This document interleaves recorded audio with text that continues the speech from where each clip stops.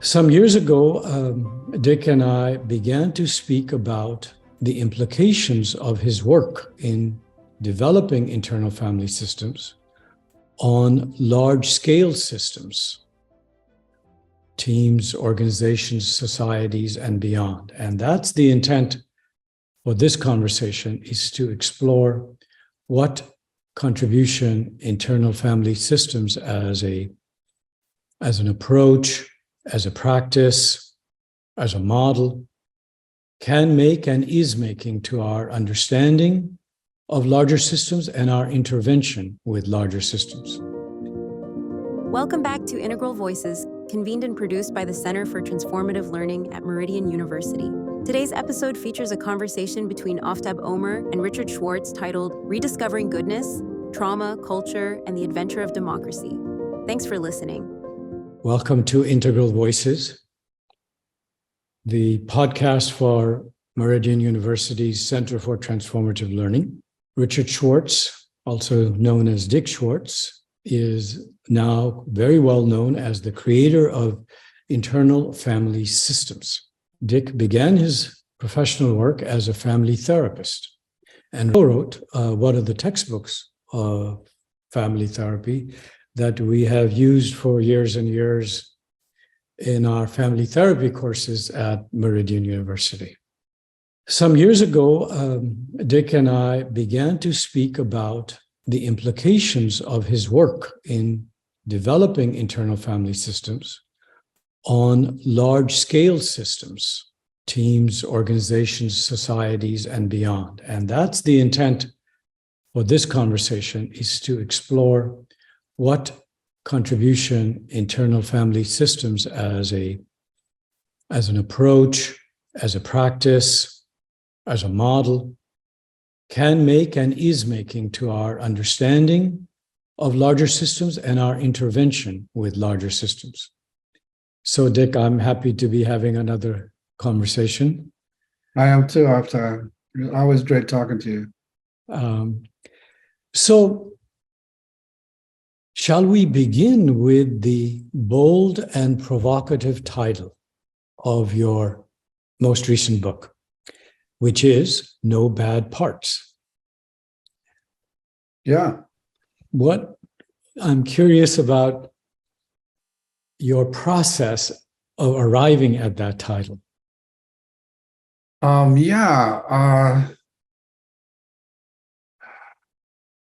really wanted to have something provocative, and that's been one of the big discoveries, I think, of IFS, is that as hard as we look and search, we can't find a part that's bad. We find parts that can do a lot of damage because of the roles they're forced into. But once they're released from those roles, they all want to help. They all are valuable inner essences or inner personalities that have a lot to give to us in our lives. And so I just wanted to highlight that. So that was the derivation of the title. And in the book, Dick, you write, like the sun, the self can be temporarily obscured, but it never disappears. In your understanding, is self our connection to goodness or the expression of our goodness? How do you prefer to articulate that? Yeah, it's kind of both, in the sense that for me, what I'm calling self is part of something much bigger. And, I know in Hinduism, there's Atman and Brahman. And so this would be comparable to that there's a big, big self, and that what's in us is one drop of that big ocean, and that it is pure goodness. And, I've tried to define it with these C word qualities, but that doesn't at all capture it, but it's a useful set of words. And that it turns out that it's in there and inside of everybody, which that was the other title I was thinking about. But so that all is fairly profound and is pretty unusual in the psychotherapy world, but it's actually quite common, as I alluded to, in various spiritual traditions. And I stumbled onto a way to access it very quickly. So you don't have to meditate 20 years to get to it, but it's really the same essence that so many spiritual traditions have words for. You mentioned something bigger in referring to self. And this morning, I overlooked mentioning the title of our conversation that we set at the onset, which is Rediscovering Goodness, Trauma, Culture, and the Adventure of Democracy. And this morning, I discovered in our little pantry here at home, Dick, this little product called, can you see it? Grace is goodness. Grace is goodness. And it is, I don't know how it got into our pantry. It says plant-based sipping broth with vegetables and lemon ginger. So goodness is this very ordinary term. And then it's also the profoundest of profound terms. So as you envision goodness, as you understand goodness in relation to self, and when you say it's something bigger, something more, are you imagining goodness? Are you imagining self as something? Even the word thing is a bit odd here. Are you imagining something that is more than personal, more than human? Yeah, I am. So I often use the metaphor of from quantum physics of a particle and a wave, that a photon is both, and that what we find when we help parts open space inside of people, for me, is the particleization of the unity, of the non-dual, of what so many traditions have so many different words for. So it is like that big wave, one drop of, came into each of us. And when we come in and embody that way, we lose this sense of being totally connected to each other that we have if we ever meditate enough or take psychedelics enough to enter that larger sphere where we just realize we're all connected and we don't have to go to war against each other, and we can all, but then we come back into these bodies and we feel separate. But for me, it's the same self. And it has these healing qualities, one of which is connectedness, where you do have a glimpse of how you are connected to everybody when you get parts to open space. And from that sense of connectedness, you have a desire to show compassion, for example, or to try and help, or you also have the courage to stop people from injustice and so on. And so, as I got more and more experience helping people into self and seeing the impact, it just became harder and harder to think of it as just something that is in people and that's it, Do you find continuing utility in the idea of evil?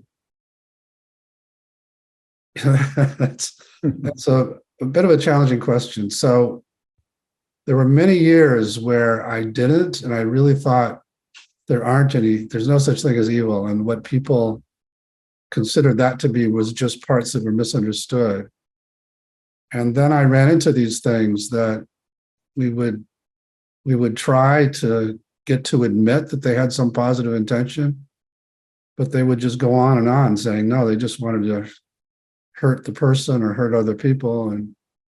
And so it turns out there are these things that can create what's called evil and don't seem to have any positive intention, that aren't parts. They have, for some reason, they always admit that they're not a part of the person. They came from outside.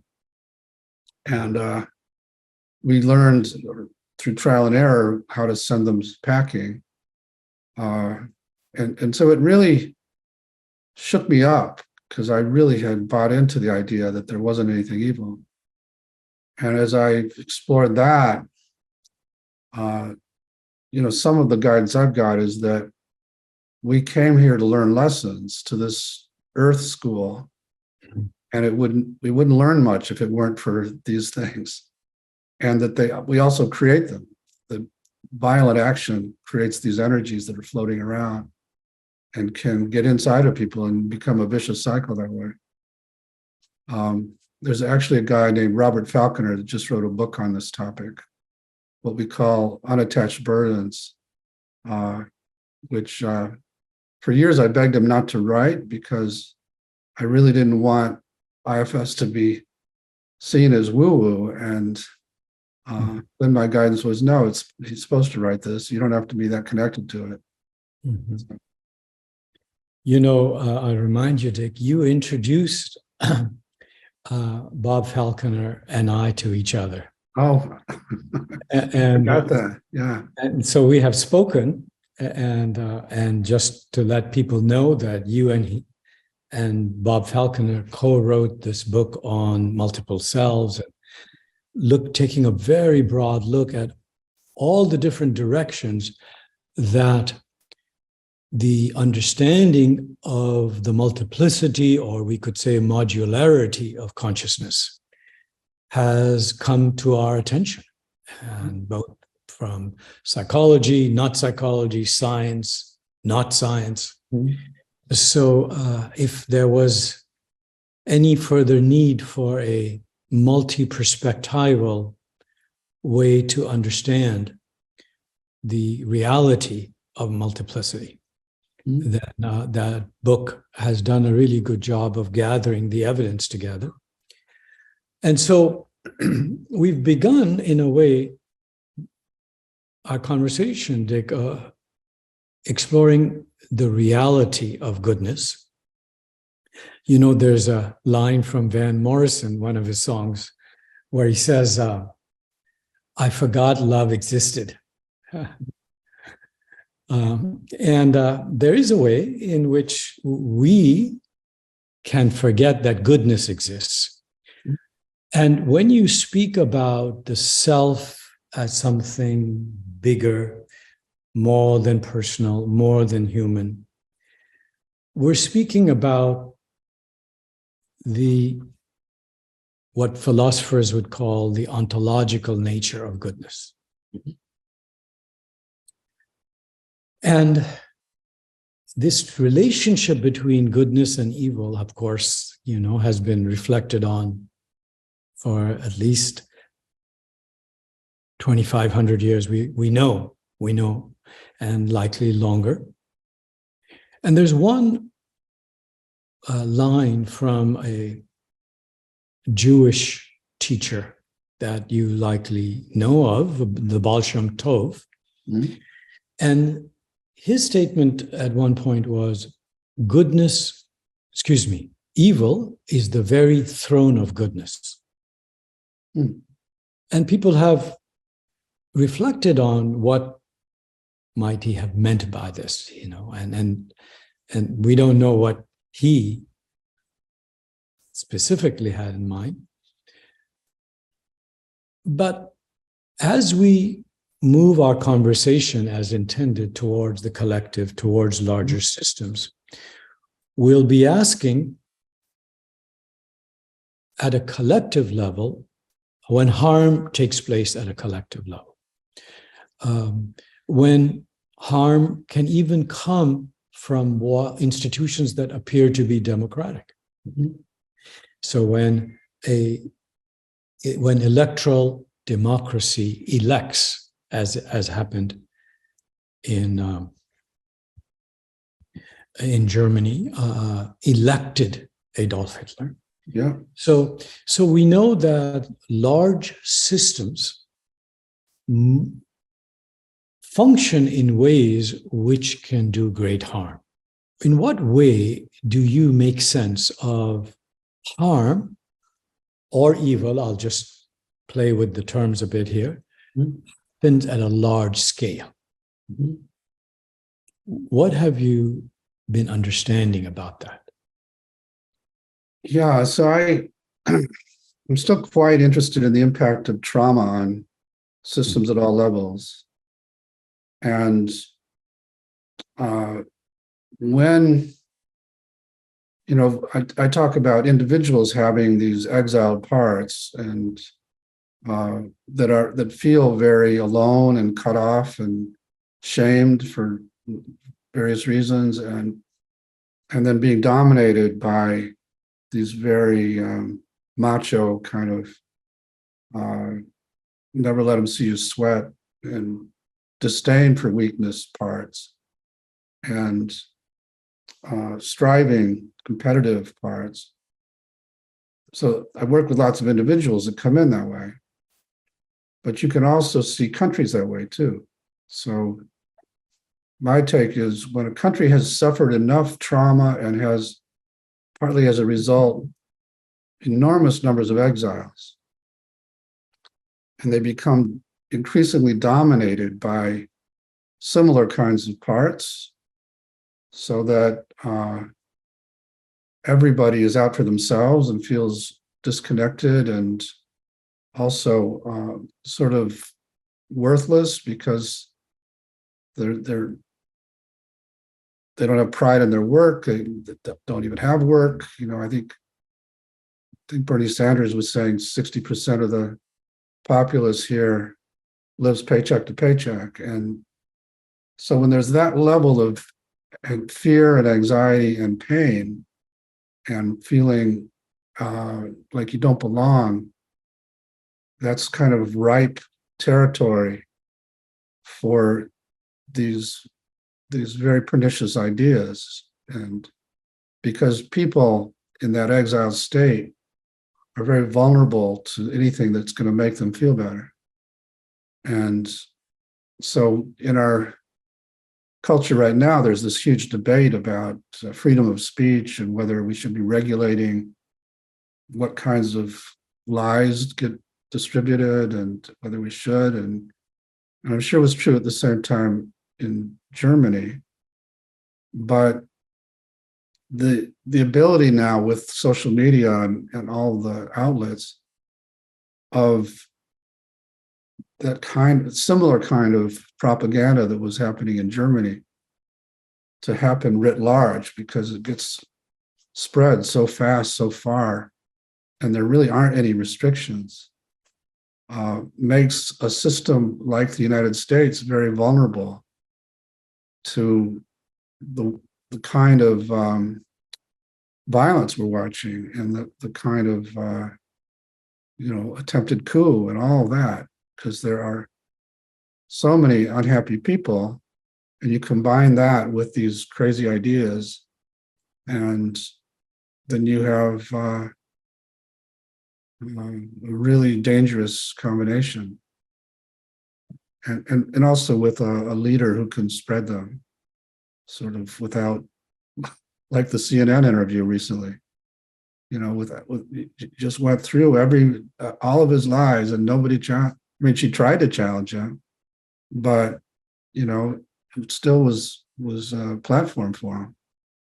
IFS as an approach to psychotherapy has been very effective for people working through trauma. If we look at the societal level, we have the example of Germany, devastated in World War One. In May of 1945, the state of Germany and German society. And here we are now, 70 some years later, one of the strongest democracies in Europe. And if we compare that to our journey here in the US in terms of slavery and the way in which we are in the US are struggling with racism. Mm-hmm. And it poses a question, Dick, how is it that one society moves beyond collective trauma, not entirely, lots of challenges and even right-wing violent movements within Germany. 13% of Germany's parliament has members from a quite an extreme right-wing party that either doesn't quite deny the Holocaust, but disavows it in some ways. Mm-hmm. But still, at this time, democracy in Germany is thriving more than democracy in the US. Yeah. What are your reflections on the journey of the United States and that the trauma of slavery is surely still with us? Yeah. So in the book you just held up, I introduced, or I don't know if I introduced it there, but expand on the concept of legacy burdens, and that the idea is that just like in individuals who will inherit what I call burdens from their ancestors, and these beliefs and emotions and energies that come down that lineage attached to parts of each person and then drive them to be extreme because of something that maybe happened centuries ago. The same is true for countries. And so slavery would be one example of a practice that was very, very traumatic to both the slaves as well as the masters, and very shameful. And so there's that whole ripple effect that turns into racism, and also a kind of distrust from the victims of white people, but this whole white supremacy burden that many people carry. So that it doesn't just go away. There has to be, just like in individuals, there has to be a kind of witnessing of what happened and how bad it was, and recognition of that, and then sort of helping everybody's parts that are stuck in those times feel witnessed and be able to let go of these beliefs and emotions. The same thing needs to happen with large systems like countries. And, there have been attempts. I'm not a great historian, but I do know there have been attempts to really take a look at that whole practice and how bad it was, and to try to atone and compensate. But as you see now, there are huge attempts to just forget about it. Just like an individual wants to deny what happened to him or her, a country will do the same. And it just prevents the unburdening of the legacy burden, as long as you're not willing to face the source of it, in a kind of open way, then it just keeps festering. Is there a way, informed by this enormous body of evidence that now exists due to IFS practice, is there a way to understand at the scale, at the large scale of Germany, United States, last 75 years? Germany comes this far in its democracy, in its functioning democracy. The US in the last 75 years, civil rights movement, and so on, are there some principles or some specific IFS-related research that would help us understand how is it that Germany in the last 75 years has been able to achieve socially and culturally a kind of healing that we in the US have not? Yeah, I think it's a great question. And, I'll just be speculative, but I think one reason is in contrast to what I was saying about the US, Germany has almost gone overboard in the other direction, from what I gather, in terms of how much kids are educated to be ashamed of their parents or their grandparents and what they did in the Holocaust. And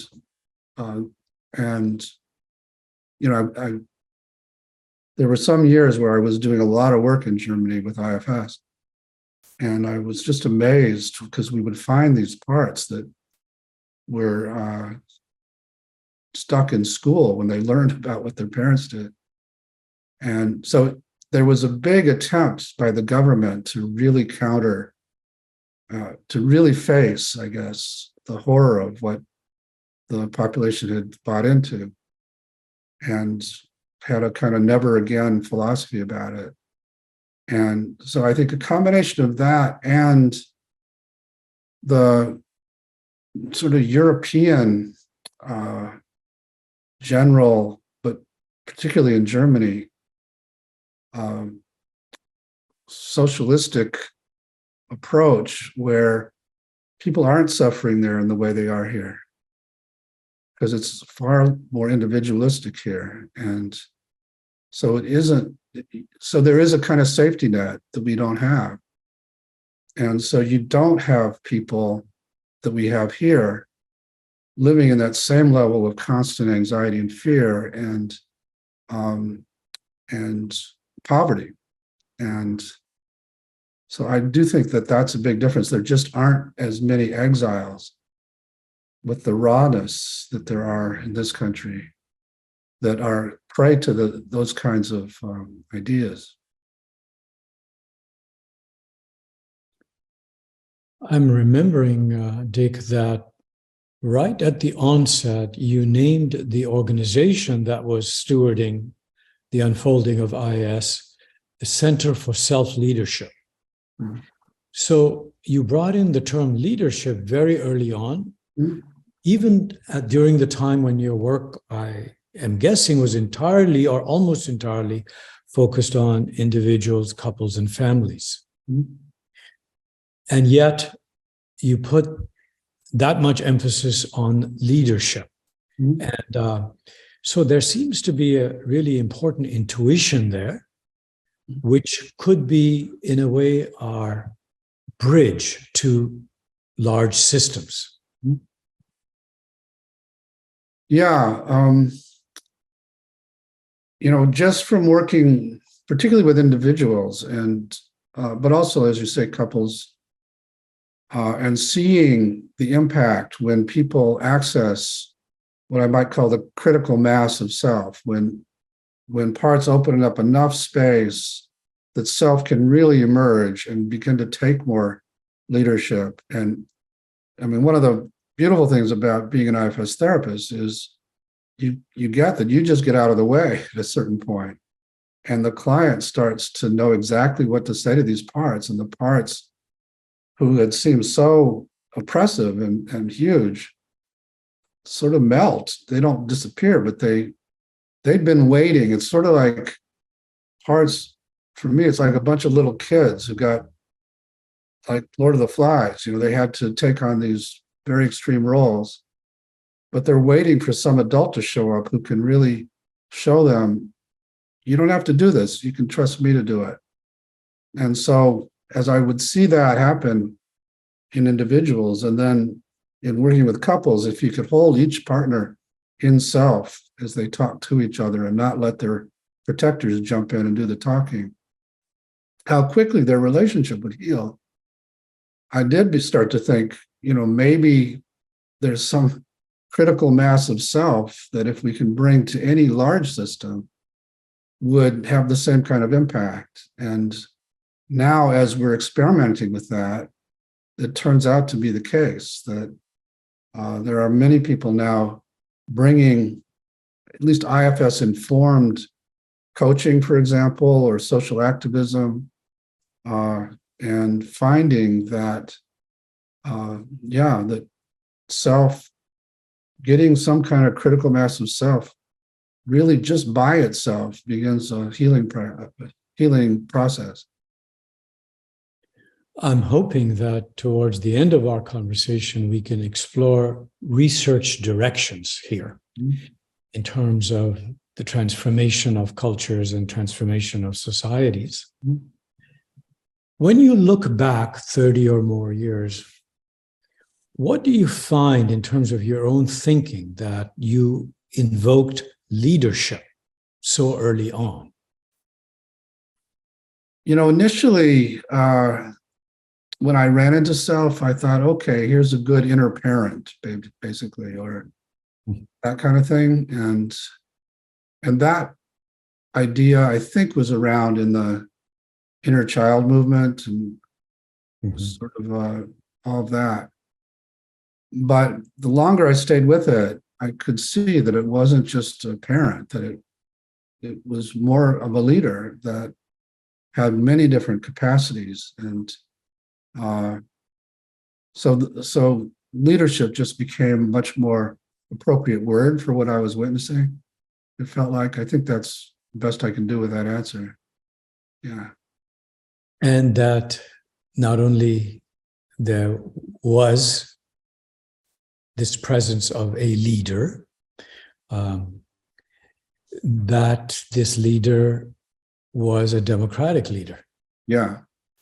So there's this connection with democracy right at inception of this. It just, yes, now that you mention it just seems like it's in our nature to be democratic when we're not burdened, that when self would emerge and would start taking care of these parts, when people would face big decisions, for example, and you have these parts blasting away at each other about what's the right way to go, self, when we access enough self would just come in and would go to each and listen to each side and have them come and talk to each other and sort of be the moderator of those discussions, and would sort of take in all sides. And, at some point, self would probably would make the decision, but all the parts would feel like they had a voice. And so that, I'm trying to think if it was generally the majority vote. Not always, I would have to say. So in that sense, maybe not democratic, but there's also in many people a set of parts who are advocating for something because of their burdens and they haven't been unburdened yet. And self sort of knows that. So they would get a little less of a vote. But just the basic way of operating, of listening to and honoring every voice and not trying to exclude anybody, and then weighing all the evidence and weighing all the ideas. It's quite a democratic process, actually. I'm remembering as you were speaking, an interaction I had with my son when he was about 4 years old. Something was going on, and he says to me, "Are you going to make me?" And so I remember this as one of the early interactions around authority and autonomy, and what it meant to relate to him as a sovereign, but nevertheless under my protection, and needing the guidance of compassionate authority. So this idea of authority also brings us back to the nature of leadership and what its role would be in the transformation of societies, the large-scale social healing, collective healing. And if we contrast Abraham Lincoln and Donald Trump as leaders, both democratically elected, although one could say that now when Donald Trump was elected, the role of campaign contributions, large campaign contributions, was much greater. So in that sense, we might think that when Abraham Lincoln was elected, it was a better democracy. But then who could vote and who couldn't vote? That's right. Right? So it isn't even until 1923 when women can vote in the United States. So this intuition of how leadership, or we could say the leadership function, is very related to the nature of self, and that good leadership is an embodiment of goodness.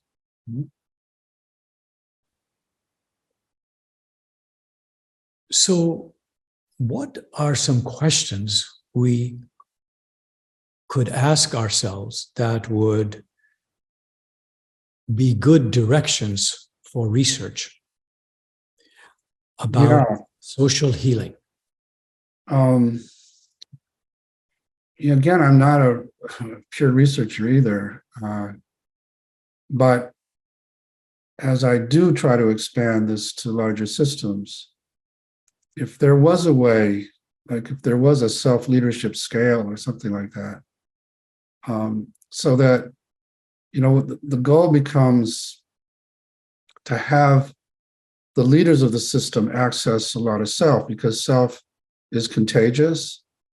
And so, and extreme parts are too. Protectors are also contagious.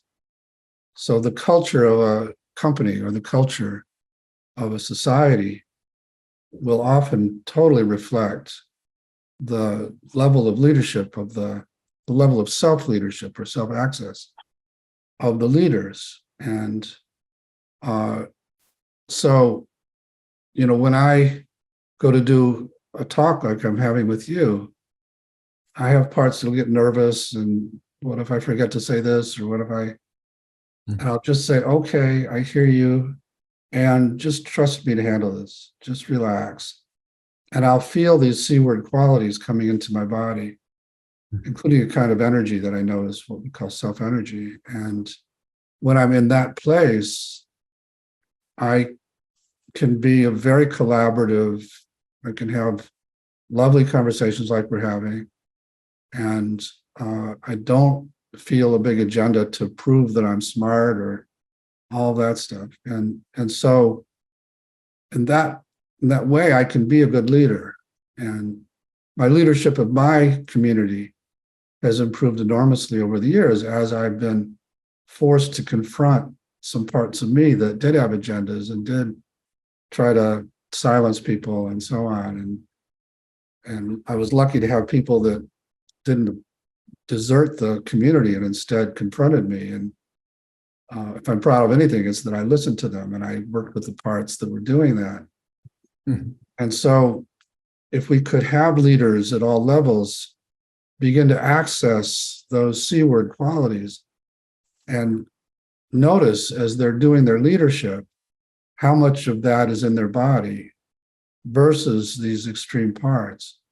And if there was a way to measure that, that would be great, a kind of pre and post intervention measure. That's an exciting prospect. Dick, let's go ahead and mention for people who may not be familiar the C word qualities. I remember calm, confidence, clarity. What else? Yeah. So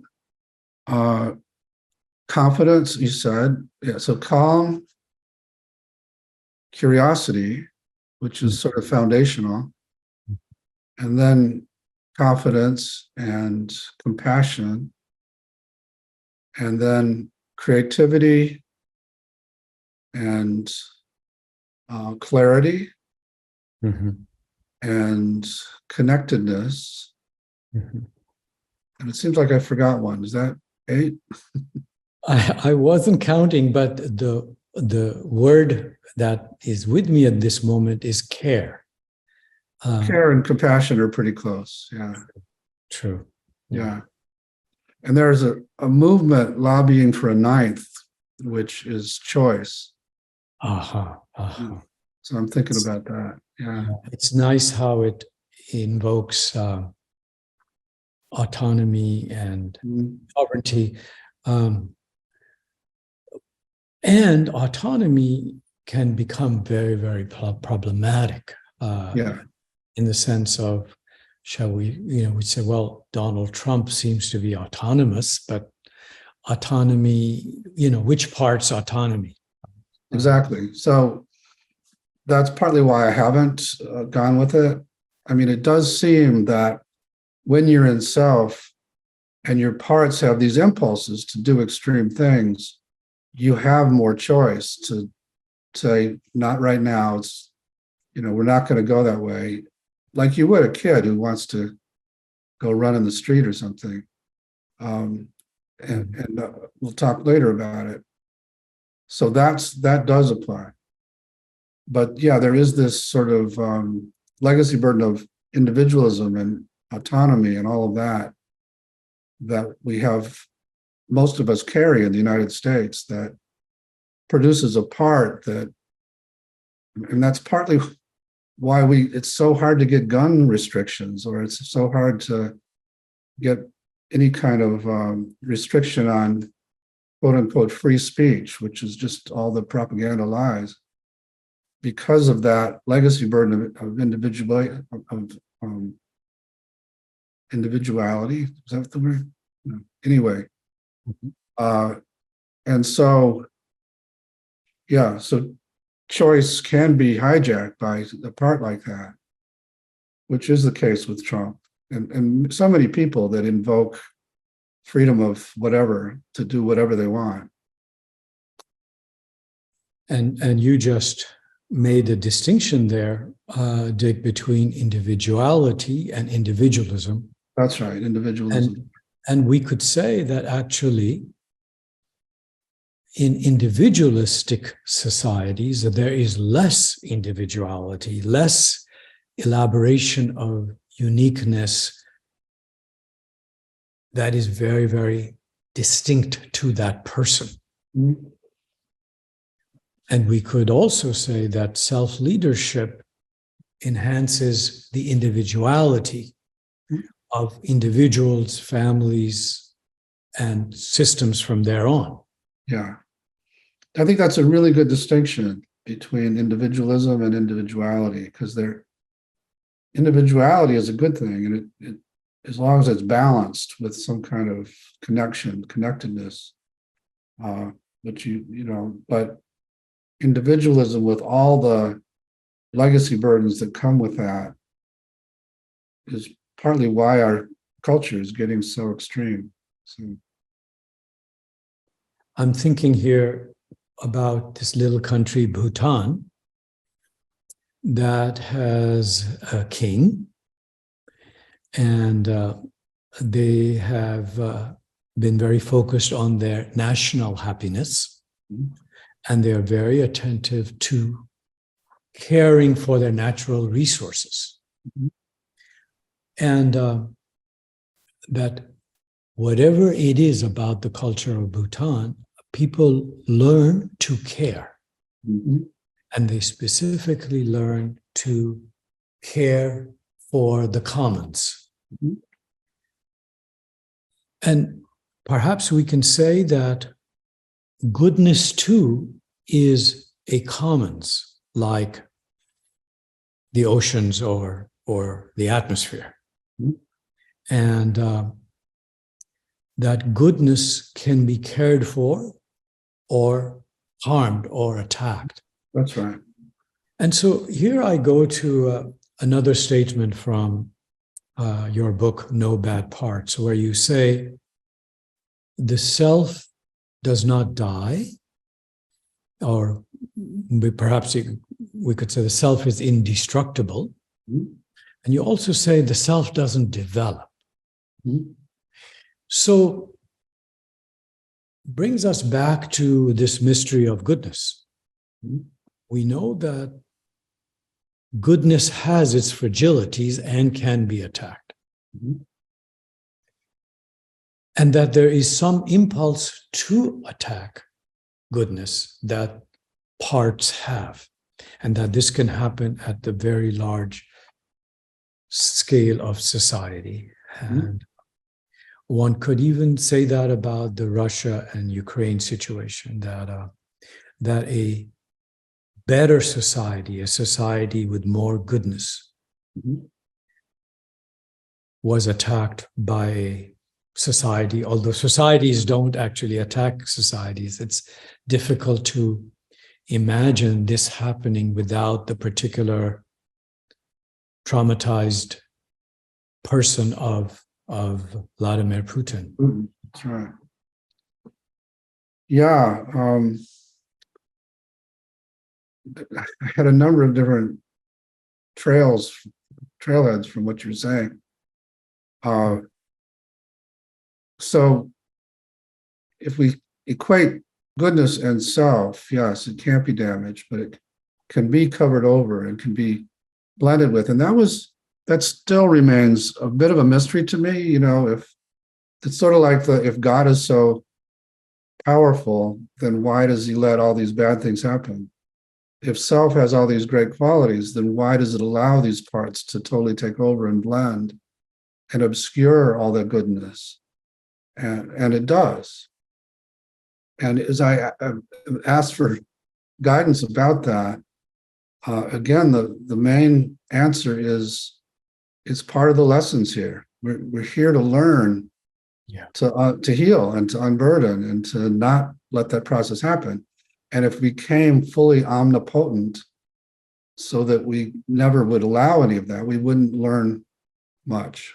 So the obscuring of goodness and one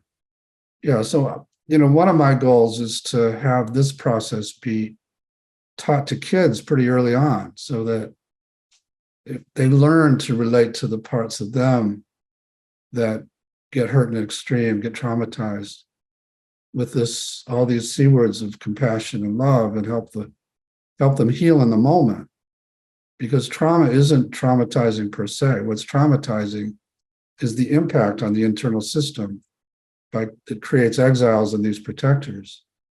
So if as a child you get hurt right away, and right away you go to the part that's hurting and you love it up and help it unburden. And so if you can learn to do that with your own parts, you will do that just naturally with people who resemble those parts in the outside world. And if we could all be that much in self, it would change all kinds of things. That was another possible title of the book. This changes everything, which the publishers thought was too grandiose, so they wouldn't let me do it. But yeah, it would change all the ways we relate to each other, because they're all based on how we relate inside. It's all parallel from my point of view. Our understanding of goodness does change everything. Mm-hmm. Yeah. You circled back for a second time to learning. And perhaps we could say that development and healing are special cases of learning. Mhm. And then we would need to find a way to understand how is it that you and I have become better people over time, better leaders over time. And so something is developing, and we can make the distinction that self is self, goodness is goodness. That in its ontological nature is not developing, but we become a better person, a better leader. We become a better society as we relate to self, to goodness, as that relationality shifts. Mhm. And if we then extend that and ask ourselves, we are in urgent need of large-scale collective healing, social healing. And what questions should be guiding our research on social healing? We have a concentration at Meridian, both in our master's and doctoral programs, on collective trauma and social healing. So in the doctoral programs, the research is underway, and an understanding of the modularity of consciousness is central, and that how consciousness unfolds collectively and how consciousness is traumatized collectively, and then how consciousness heals collectively. What are the questions that are alive for you as you work this edge, which the fact that you named the Center for Self-Leadership right away suggests is not a new, that question of the larger scale of systems was there in the beginning, and then leadership becomes the vector, the line that goes through.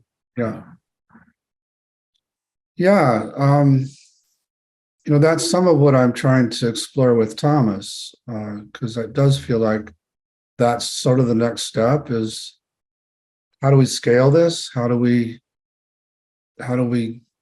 gather large groups of people? He's had some experience with this already, but how do we, and what level of impact does it have for us to do it, not in huge groups, but as we do it in groups of a couple hundred, for example, and we do unburden at this level, does that have big ripples that collectively we're sending out something much bigger?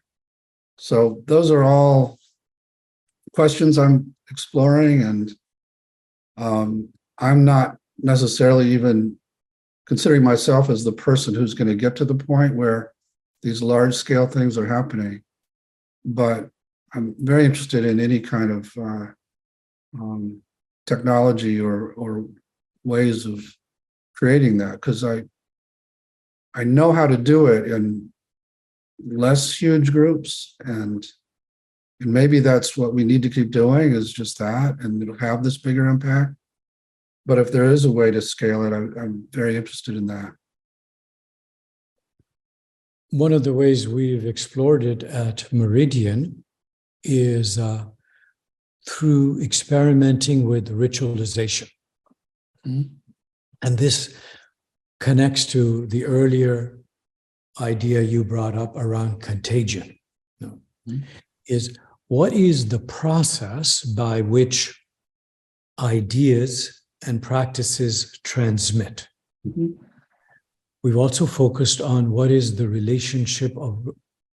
role rather of affect in the transmission process. Not only does how affect transmit, but how how do ideas that have affective valence transmit? And how can ritualization be used both in a harmful way and a good way? And one contrast would be if we contrasted the Nuremberg rallies in the 1940s, and to the degree it is accurate to say that that is ritualization. And contrast this with Gandhi's Salt March, which begins with a couple of hundred people, and then some 100 miles later involves thousands of people walking to the beach, making salt, which was not permitted by the British colonizers, even not permitted by the poorest of the poor who need salt. And then these thousands of people arrive at the beach and they make salt. Right? And one could see that as a large-scale ritualization. But we know that psychotherapy has been imagined as a kind of ritualization as well. And could it be that one avenue here is our understanding the nature of ritual leadership? The nature of ritual leadership? Say more about that. What do you mean by ritual leadership? Well, so we could say that there's a way in which Hitler imagined a certain way to ritualize collective dynamics that he wanted to power. Even the SS, there's quite a bit now that we now know about the degree to which the SS was involved in various kinds of ritual practices. So there's something here, some deep human dynamism that can go harmful or go towards the good. Yeah, no, I think I understand what you're asking. And I also have been very interested in this transmission process of how these legacy burdens get passed down. And, there's a whole, there was all those mice studies where you shock one generation of mice and then the others had never been shocked, but their progeny have that same reaction. So there's certainly that level of genetic transmission. But I've also worked so often with clients and their parts and learned how, for example, a child would take on their father's depression to try and ease their father's burden. And then they get stuck with that. And then they pass it on to their kids and so on. And so I think there's a whole variety of ways that these things get passed along. And so, and all of these burdens then obscure access to self and become vicious cycles, because the more they take over, then the more they create what they're afraid of, and then that turns into these large-scale polarizations and so on. And I can't remember your original question, but however, we're on the same wave. Okay. And speaking of waves, that reminds me of when you talk about self as field. And once we invoke a field-based understanding, I'm also thinking now of Rupert Sheldrake and morphogenetic fields. Love Rupert Sheldrake, yeah. And so that the field nature of what we are referring to as self enables us to understand transmission of goodness. Yeah. And that the more we understand how goodness is transmitted, the more we can activate it at a larger scale of social healing, collective healing, culturally. Yeah, so the transmission of your phrase, the transmission of goodness, for me is the self-to-self connection that happens in good parenting, for example, or good leadership in companies that, and I share your appreciation for Sheldrake's field concept, because that for me is what happens when one person accesses the field of self. It just starts to radiate, and it becomes like a magnet. It pulls for the self in everybody else. And then there'll be people who have parts that really are afraid of self or don't want them to be in self. And so they'll show up in some part. But if you do stay in self, I'm working with some high-level social activists now. And a lot of what I'm trying to help them do is do their activism from self, not from their righteous judgmental parts. And to do that, they generally have to go to the fearful parts, and also often the parts that got them into the activism in the beginning, which are based on trauma a lot of the time too in their personal lives, so that they can do their activism from self. And they find that when they do that, it's far more effective. I recently was talking to a guy who's helping these frontline protesters at the pipelines and places like that. And they're saying that when they can hold self-energy and the police come, the police want to party with them. They don't experience the same level of oppression or any of that. And so, there's ways to bring it to these larger systems, I think, that a lot has to do with the self-leadership of the people trying to bring it. About 18 years ago, the APA was putting together an anthology on evil. Mm. They called it Humanity's Dark Side. Mm. So a colleague and I wrote a chapter for that book, and we called it The Shadow of the Virtuous Organization. Mm. And I'm reminded of this when you began to speak about social activists, because we know how much shadow or how much harm well-intentioned, virtuous, socially active organizations can do. Mm-hmm. Creating or prompting to make a distinction between imitation goodness and real goodness. Mm-hmm. And this has come up in beginning to understand there are many reasons why the backlash on what is being called by the backlashers wokism. Woke culture, yeah. That our effort, or those of us who have worked for decades to bring attention to difference, bring attention to oppression, that somehow those intentions are perceived, are experienced as toxic wokism.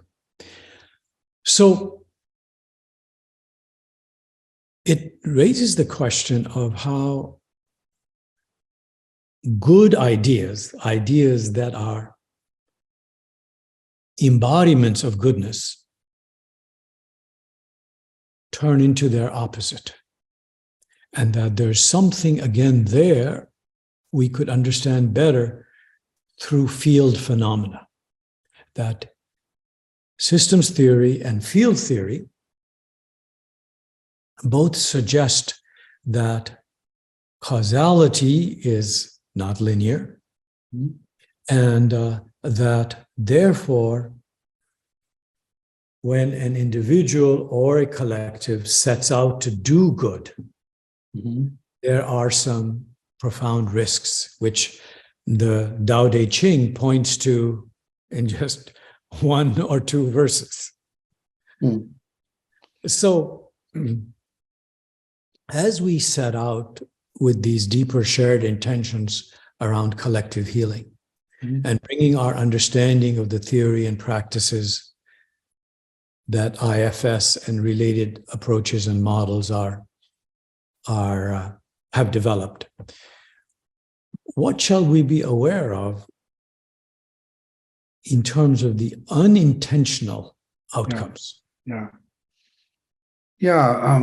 That brings me back to the concept of polarization, which I ran into early on and inside of people, where you would have these parts that would take these very extreme.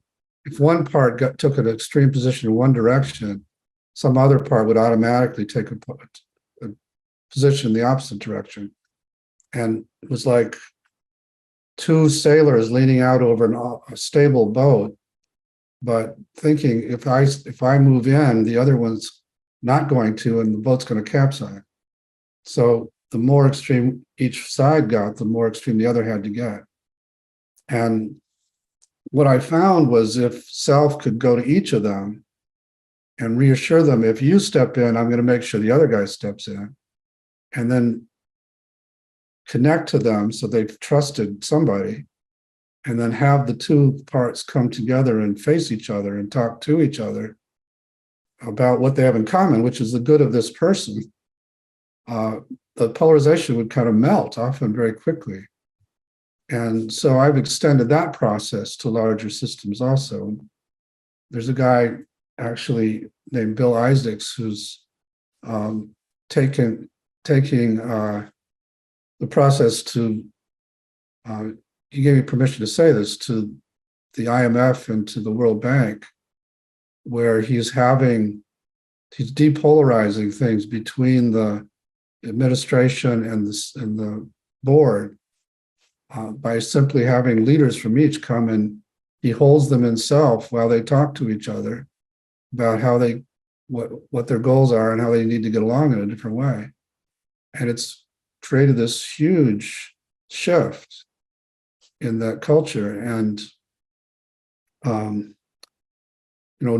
whatever you think of those two institutions, it's better for them to not be parts driven. There is a process by which this can be used for conflict resolution and in highly polarized systems. And again, just the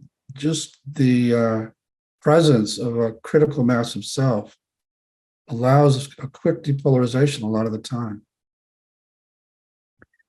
We've been calling this capability that you're pointing to at Meridian, we've been calling it dialogic capability. Now, this is something that can be developed individually and then at other system levels as well. Right. And that it has to do with the arising of space. Yeah.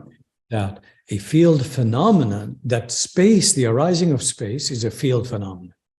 And you often use this term when you're talking about working with individuals. Space, yeah. Often use the word space. So perhaps we can move to our closing circle here by reflecting some on leadership, dialogic capability, how democracy depends on a spacious center for dialogue. Yeah. As the alternative to polarization, that polarization is the collapse of space at the center. Yeah, I mean, that, as I look at the state of politics in the US, there just isn't much self around. There isn't somebody that both sides trust who can play that role and reassure each side. If you take a step back, it's not going to lead to the other one taking over. And let's come in together and talk in the way we were describing. And we can blame the wokeness for that, and we can also blame how the right wing has gotten so extreme as well. But there just has been an absence of that kind of a leader that both sides can trust.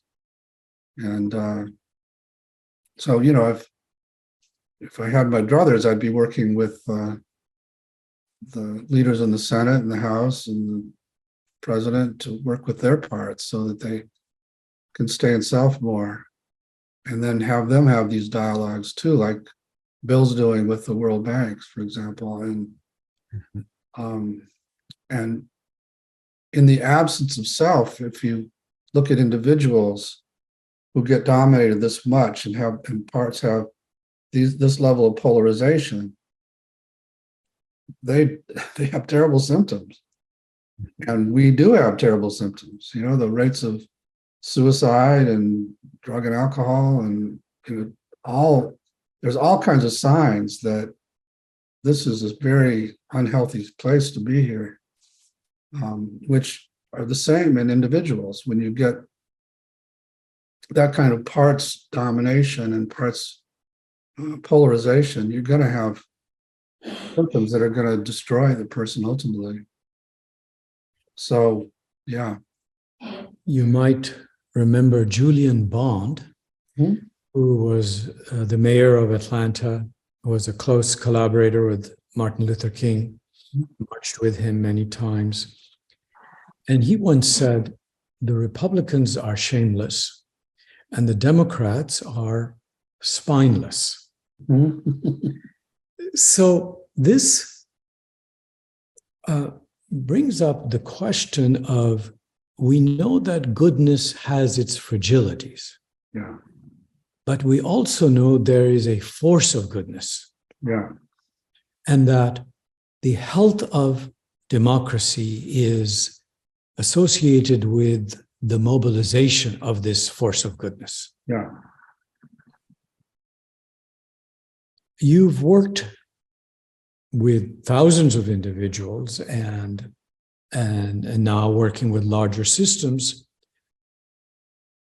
If we used similar language, mobilizing the connection with self, which is, may the force be with you, may the self be with you. Mm-hmm. So we know that self is a force, mm-hmm. and that the presence of that force, or the activeness of that force in our lives, in our organizations, in our societies, can be catalyzed. And it can be catalyzed through self-leadership. So some closing reflections on self-leadership, Dick, at the level of societies. Yeah, another good question. So self has become so identified with qualities like calm and compassion and curiosity that people tend not to think of it as very forceful. But there's also courage and clarity and confidence. And those qualities can make you very forceful. But you would and again, this is what we're doing with these social activists. You would be very active in terms of standing up to injustice from those places, but you would also have compassion. And that's makes all the difference. So, and that's what Gandhi taught, and lots of Martin Luther King taught. That and that's why they were successful in large part, because they didn't polarize in the way that you do when you come with hate and judgment and acrimony for your enemy. And so that's what I think, that's where we need to go, is just to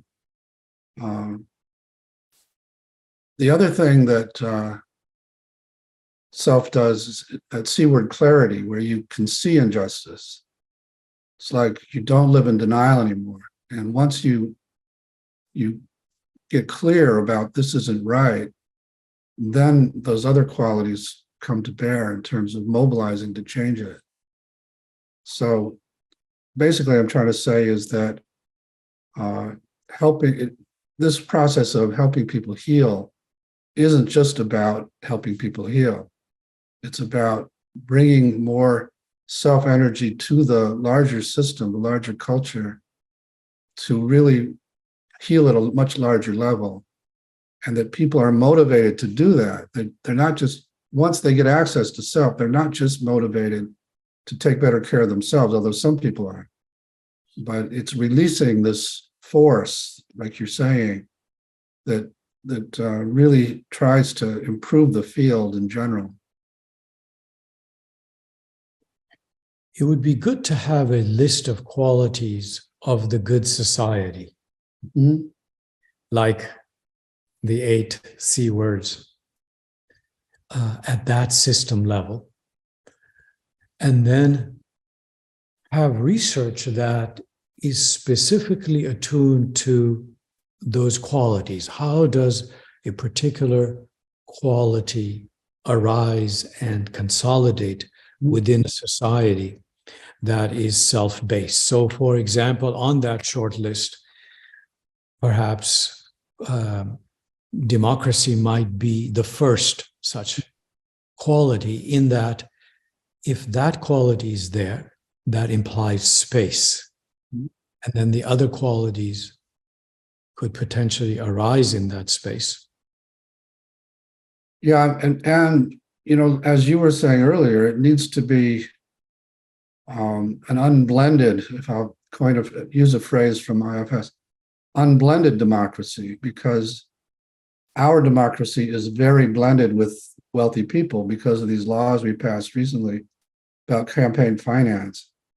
And so that's partly why there's so little trust in the government, because it's so clear that it's not unbiased. And so for democracy, and same with the Supreme Court, for any of these institutions to be respected, and to that would be part of the assessment, is how unblended are these institutions. Democracy is great, but it's only as great as how pure it is. So, yeah. Citizens United, the Supreme Court decision you were just referring to, has been characterized by many as, in words close to, that's an evil law. That's as a decision, that it's that the scope of the harm it does. I'm noticing, Dick, that I attempt to bring our conversation to a close, and then You open another door. I stopped doing that. So I think it's time to accept that we've only scratched the surface of a conversation about something we deeply care about. I always love talking to you about this stuff, not only because I don't get to talk to anybody that much about it, but it brings up new ideas, just our playing with it. Brings stuff out of me and you, I think, that just feels good. Same here. Thank you for this conversation, and look forward to research-related trailheads. Yeah, anytime I can help with that, I think I'd be happy to. Thanks again. Thanks for joining us. Integral Voices is produced by the Center for Transformative Learning at Meridian University. All episodes are available at meridianuniversity.edu/integral voices. For more information about Meridian, including upcoming public courses, other podcasts, and information sessions, visit meridianuniversity.edu. See you next time.